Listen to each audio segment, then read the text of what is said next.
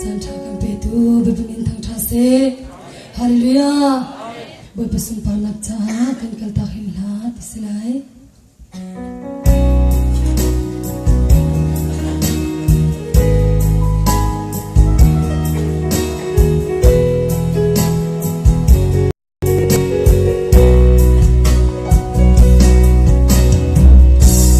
Boy pasan dai lo mi kasi na ta tua khoi ka ngai lo dẫu cho nó ta kín ka nung khâu lo san ka tai lo ka thăm bao tu boy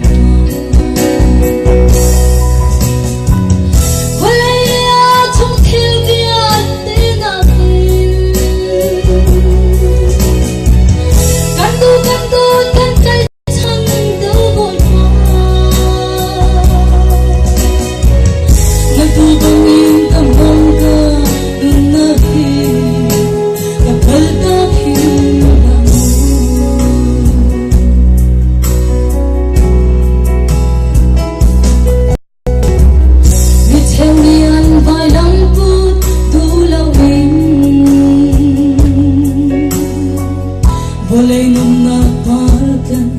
menase dây dòng tiêu hữu chi tin ta bồi ba rồi cần đủ bên ta bom tiếng mù bồi ba boleh lihat trong thiếu biar tenang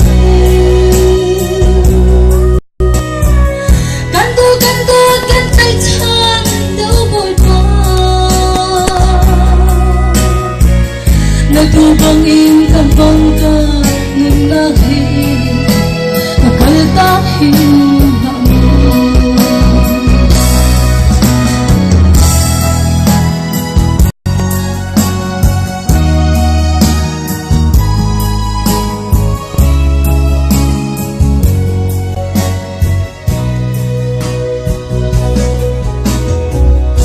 ona ting kanung nang tu ka boy pa kanung nang itule waktu ba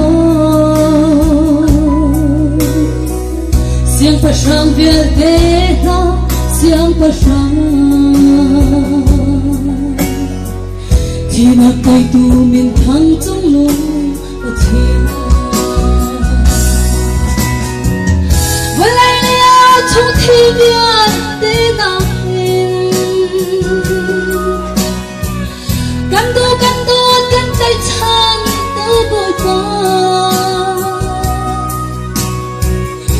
tu bangin ka pangka